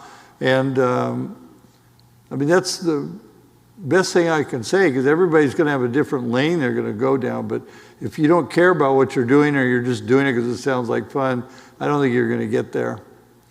Let's see if this thing's working now. Save. This is Statuary Hall again. These are the first set of articles of impeachment against Trump being walked over to the House side. Joe Biden in 2020, that election got really sideswiped by the COVID virus. This was taken in February of 2020, right before the COVID hit the fan. But this is a picture that kind of penetrates the facade. People, all of us, have a way we want to present ourselves to others. And But this is kind of the real Joe Biden. And I never really liked Biden. I mean, I was not a big fan of his. He was, I didn't know him that well, but so it wasn't like I was out again to make him look good or bad or whatever. I'm just trying to get to who he is. And this was when he's at a small event in New Hampshire, and he was talking about his son Bo, who died of cancer. And he's a man who's lived tragedy, and people will talk to him in the audience. This woman was unloading some personal horrible event that had happened to her, and Biden listens to it. I mean, there's a sense of humanity there. And I think it comes through, and that's the kind of thing, it's my job, and I'm only coming up with my observations about what makes people tick or who they really are. I mean, you never know for sure, but believe me, I've seen enough of these public figures, certainly. Like Bernie and Joe. The one thing I'm pretty certain about is if Bernie had gotten the nomination, Trump would still be president right now. It would be a real interesting situation.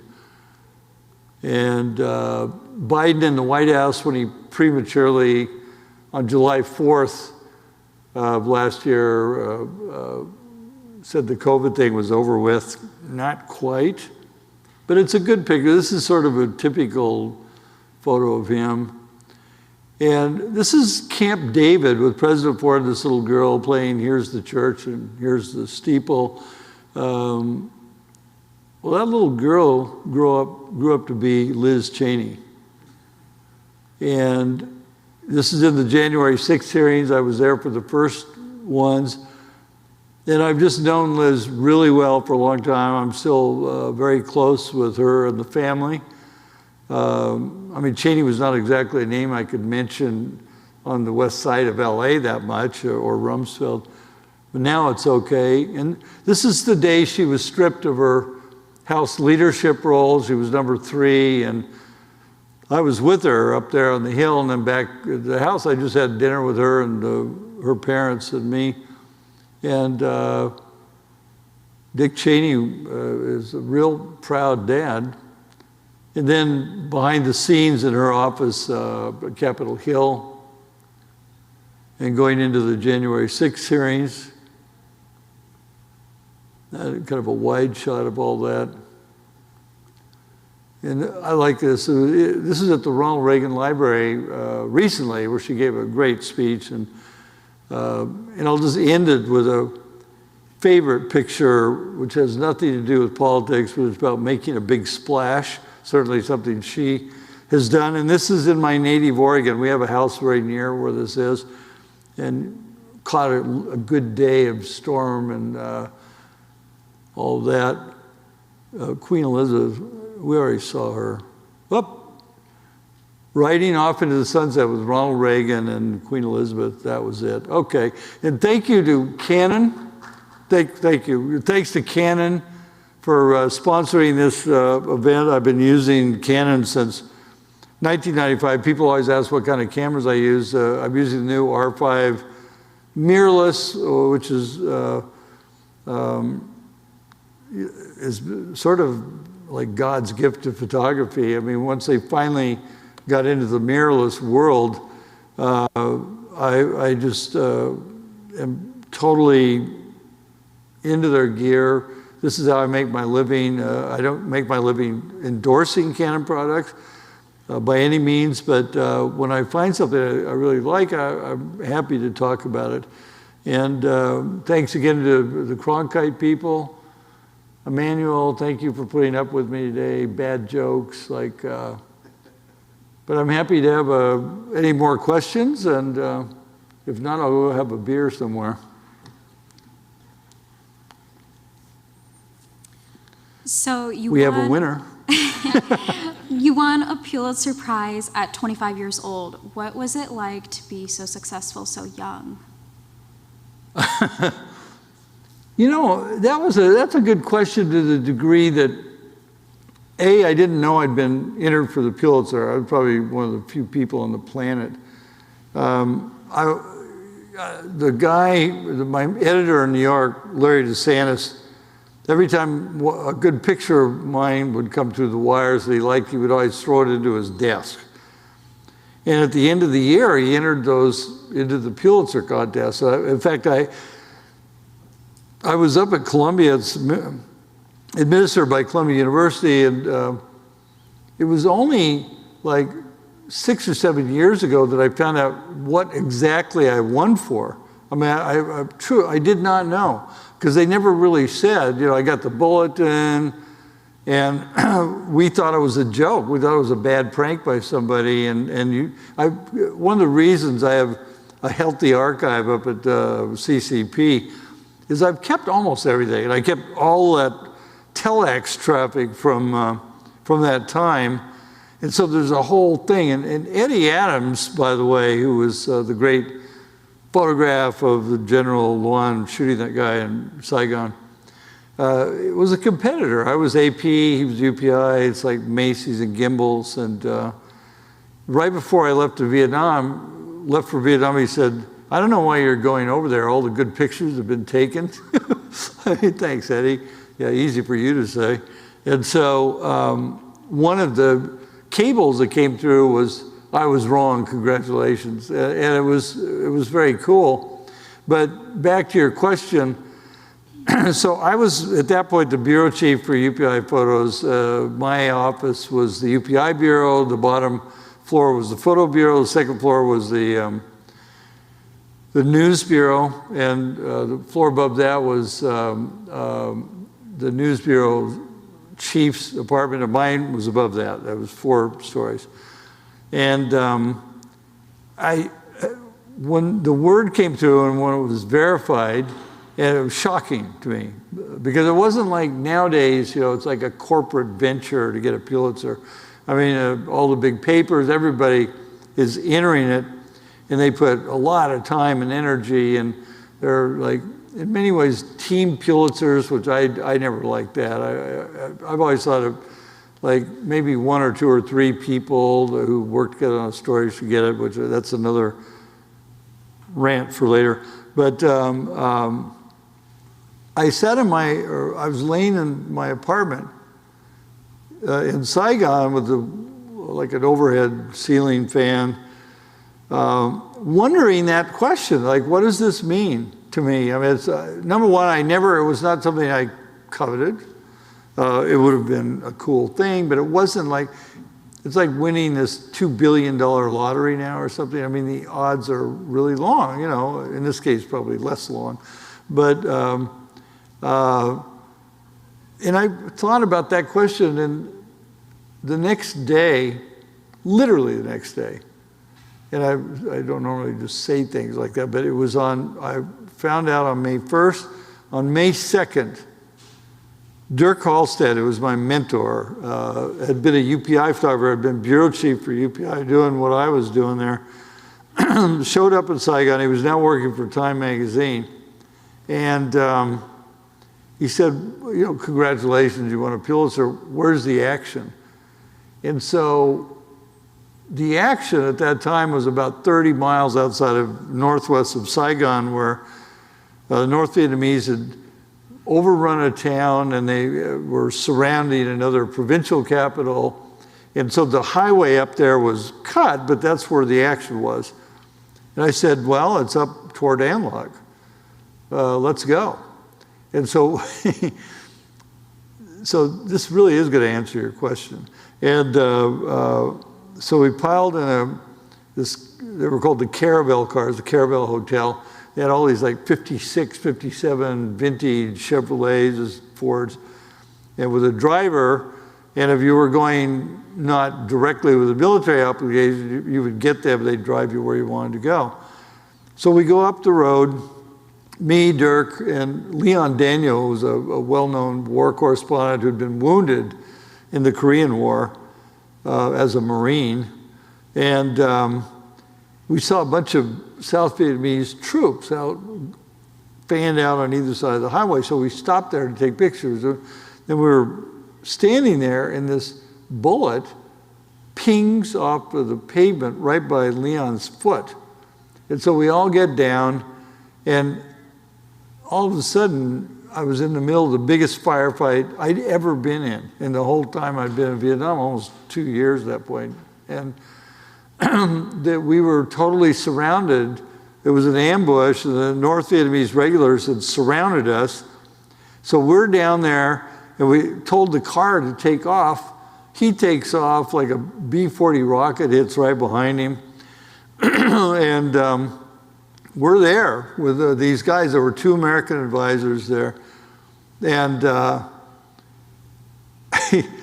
it was really one of the scarier things I'd been through. And you could see North Vietnamese troops running across the road. I don't know if there are any Vietnam vets here, but you never saw the bad guys, essentially. And this one Vietnamese soldier was going, "Oh, VC, VC," he's pointing at him, and the American advisor says, "Don't yell at him, shoot him." It was a little saltier than that, but you get the idea. And so this goes on, and the rain comes, so we're like surrounded. They can't bring in air support. And I just figured that's it. There were probably, in an area no bigger than where we are in this room, 25 soldiers got killed.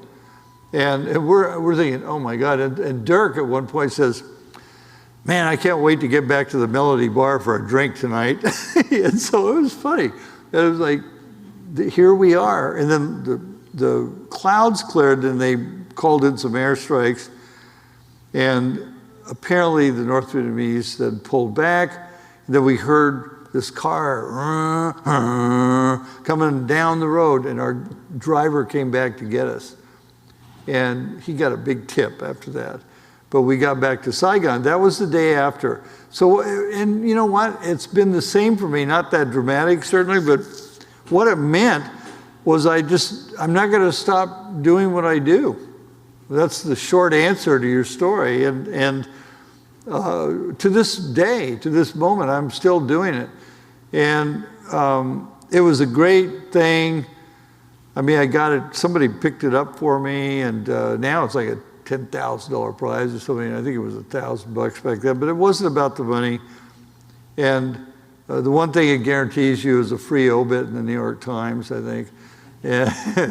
And so, but it was really a great thing, and it's, people return your calls more, but most Pulitzer-Prize winners kind of slip away into the night. I mean, some carry on, certainly, but a lot of them didn't. In that fight picture, there was a guy right across from me at the fight. It was a UPI photographer who had won a Pulitzer in Cuba for a guy getting last rites right before they shot him. I think it was 59. Great photo, but he worked the night shift, and he never really talked about it. And it was, and Joe Rosenthal, who took arguably the most famous picture of all time, which is the Iwo Jima flag raising, was a very dear friend of mine. I gave a talk at his memorial after he died. And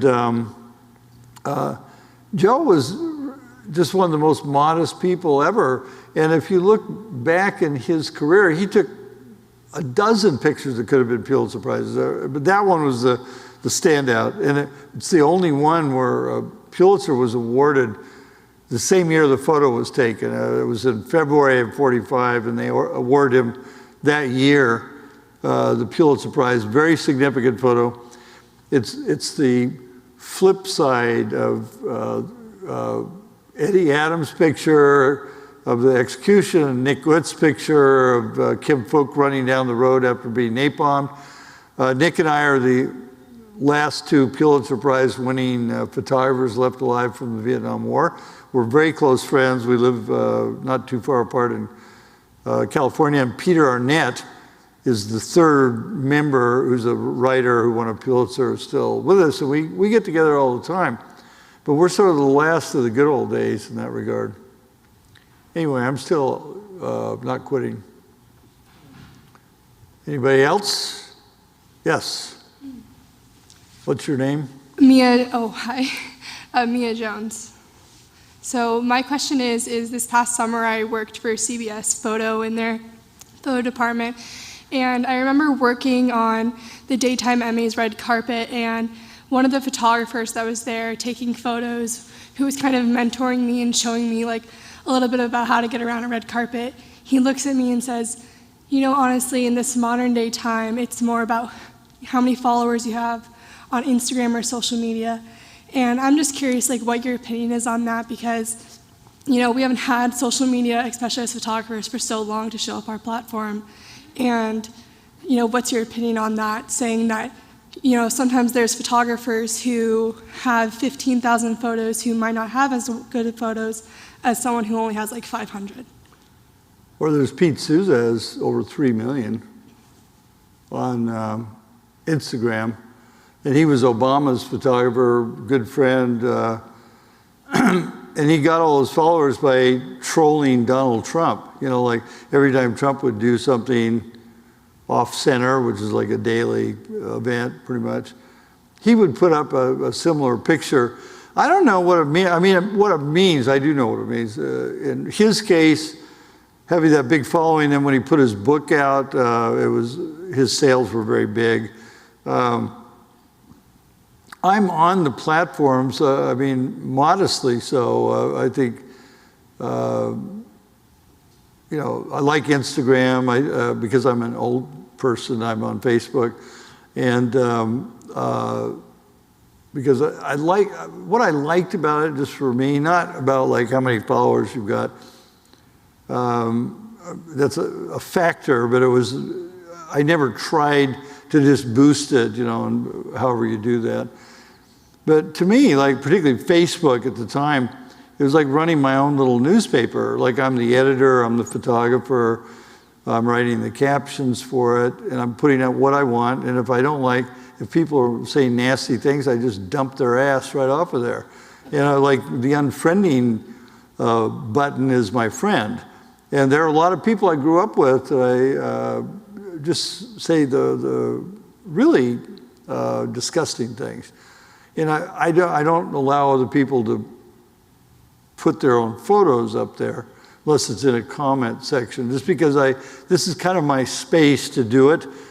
And but in the grand context, it's a great way for other people to see your picture. If you have followers, I have a lot of followers. Maybe Instagram, I don't know what I've got. It's several thousand on that. Twitter, I'm seriously considering dumping Twitter. Just because it's,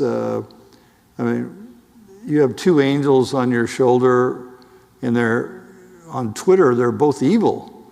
There's no, it's the least positive thing I've ever seen. It's kind of morbidly fascinating. But I like Instagram. If I had one, it'd be Instagram. But I'm not in it for the influencers and TikTok and all that. I find that bizarre. People that don't really know anything have a clever little routine of some kind, but that's what people want to see, and cute animals is fun. I like that. The more benign stuff, but I don't know if that's answering your question. I'm just not a fanatic about it. I enjoy it, but now, with Twitter, I'm seriously considering getting rid of that one. I just find it to be so negative. It has been, but I don't know if anybody else feels that way. I don't even know what I get out of it. People saying, wow, I really like your picture. Yeah, it's a good picture, but so what? Anyway. Others,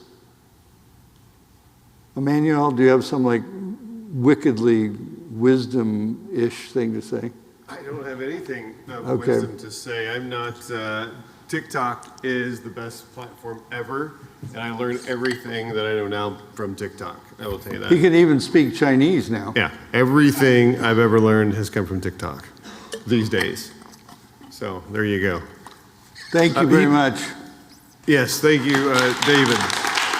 I will say one thing that today, when David was speaking with the class, Sam and Alex and I don't know if there's others here, as far as the pictures, it is you make the picture that you want to make, you crop the picture that you feel is the best crop. There is no right or wrong way. And it's something that I think that you learn down the road, that we used to be discouraged to make squares or too thin. vertical frames, but make the picture where you want to make it, if that's the picture. For me, it was somebody, a colleague, Cheryl, saying, hey, I like that photograph. And that's did it for me. I didn't need, well, we didn't have followers back then, but that's what it always meant to me. But anyway, David, what's that? Did I ever say that? No, I don't think so. Matter of fact, no. He made you say it. No. God, I love that picture. Anyway, thank you, David. Winding down Thank here, you. I want to thank the Crowder family again for their continued support at the Cronkite School of Journalism and Mass Communication. Again, this year's award winners, Marlee, Samantha, and Alex. I want to thank Canon USA, Scott for bringing David out here, and of course, David Kennerly. Finally, on behalf of ASU and the Cronkite School, I want to thank you all for coming tonight to recognize the talented photographers or student photographers and for your continued support. That is it. Thank you very much. Have a fantastic night and safe travels.